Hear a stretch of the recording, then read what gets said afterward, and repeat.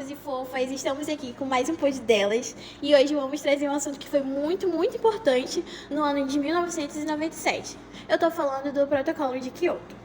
Para podermos entender melhor esse assunto, estamos aqui com dois convidados muito especiais que vão nos ajudar a entender melhor esse assunto. Bom dia, presidente Cardoso. Bom dia, presidente Bush. É um prazer ter vocês aqui conosco. Bom dia, bom dia. Bom dia. Para entendermos melhor esse assunto e explicar junto melhor para a galera, o senhor poderia me dizer o que foi o protocolo de Kyoto, presidente Cardoso? Bom dia. Bom, o Protocolo de Kyoto foi um acordo ambiental fechado durante a terceira conferência das partes da Convenção das Nações Unidas sobre Mudanças Climáticas, realizado em Kyoto, no Japão, em 1997. Ele foi o primeiro tratado internacional para o controle da emissão de gases de efeito estufa na atmosfera. Bom, foi muito interessante, né? Eles tomaram essa iniciativa, porque o Protocolo de Kyoto foi elaborado com o objetivo de propor metas e obrigações aos países, tendo em vista em reduzir as emissões de gases de efeito estufa à atmosfera. E, consequentemente, o objetivo era diminuir os impactos negativos dessas emissões que era provocada no meio ambiente. Foi uma iniciativa muito boa para todo mundo. Mas lembrando muito bem, senhor Bush, o senhor não queria assinar o tratado. Só poderia nos dizer o porquê? Primeiramente, é que os Estados Unidos é um dos países que mais emitem gases poluentes no mundo. E, literalmente, a gente abandonou o protocolo lá em 2001. Bom, a nossa justificativa é que cumprir essas metas estabelecidas comprometia nosso desenvolvimento econômico, porque isso não ajudava em nada a economia do país. Essas metas de redução de gases e essas coisas aí não ajudavam nada, gente. Bom, isso é muito interessante também, sem contar que muitos países não quiseram ratificar o protocolo de Kyoto, pois não ia cumprir as metas que iam ser estabelecidas. Bom, a gente pode lembrar que alguns países não entraram nesse acordo, porque estavam em desenvolvimento. E um desses países é o Brasil. Presidente Cardoso, o senhor poderia nos explicar melhor sobre esse assunto? Bom, por ainda ser um país em desenvolvimento, o Brasil ele não recebeu obrigações sobre compromissos e prazos relacionados às emissões de gases de efeito estufa. Porém, ele entrou como colaborador naquela época para conter o desmatamento, que era a maior prioridade do nosso país.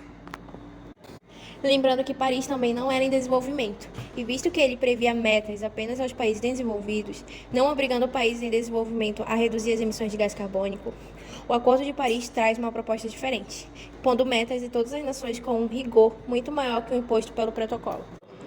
Sem contar também que o protocolo de Kyoto foi substituído pelo Acordo de Paris. Nos tempos de agora, o Acordo de Paris entrou em vigor 20 anos depois, no ano de 2001. O principal objetivo do Acordo de Paris é que nem o protocolo de Kyoto, porém mais atualizado e com o objetivo mais claro de reduzir as emissões de gás do efeito estufa. A nossa meta é basicamente diminuir a temperatura do planeta em 2 graus, comparado à temperatura média da pré-industrial. Bom, vale lembrar que o Acordo de Paris ele pretendia meio que estimular os países desenvolvidos e dar um certo suporte financeiro e tecnológico aos países subdesenvolvidos, a fim de meio que ampliar as ações propostas e acordadas. Os países também deviam apresentar planos de ação a fim de meio que reduzir a emissão dos gases de efeito estufa. Também concordamos que de 5 em 5 anos os governos deveriam comunicar voluntariamente mecanismos de revisão com as suas contribuições para poderem elevar certas metas. Bom, a gente pode lembrar que muitos países não aceitaram o novo Acordo de Paris. Um deles foi a Síria. O motivo foi que estaria acontecendo uma imensa guerra civil incessante e não aderiu ao acordo. A Nicarágua também não havia assinado o acordo sob a justificativa de que era uma proposta ambiciosa e que não teria eficácia, visto que os países deveriam apresentar voluntariamente suas propostas e resultado. No entanto, pode ter sido devastada por furacões em 2017. A Nicarágua voltou atrás na decisão. Entre muitos países que assinaram o Acordo de Paris, um desses foi o Brasil. O senhor poderia nos explicar como foi esse acordo e quais as metas que colocaram ao assinar? Após ratificar o acordo, nós nos comprometemos a reduzir até 2025 nossas emissões de gases de efeito estufa em até 37%, comparado aos níveis emitidos em 2005. As nossas principais metas eram: a primeira era elevar o uso de fontes alternativas de energia, visando ampliar a matriz energética brasileira. A nossa segunda meta era intensificar a participação de bioenergias sustentáveis na matriz energética brasileira para 18% até 2030.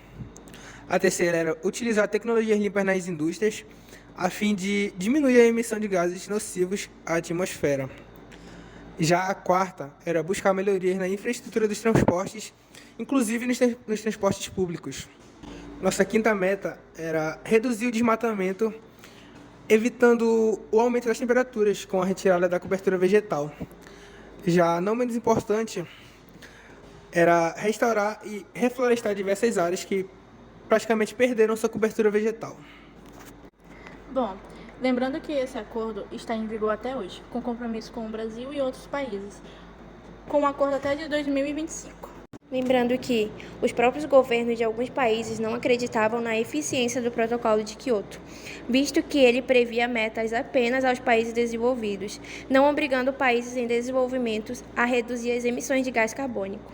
O Acordo de Paris traz uma proposta diferente, que é impondo metas às nações com um rigor muito maior do que foi o Protocolo de Quioto.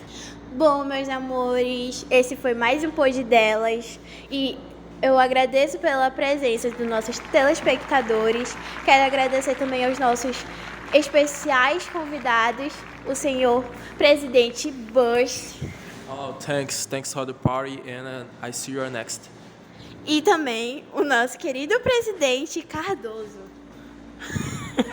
Bom, obrigado. O prazer foi todo meu e foi uma boa experiência aqui com vocês hoje nesse podcast.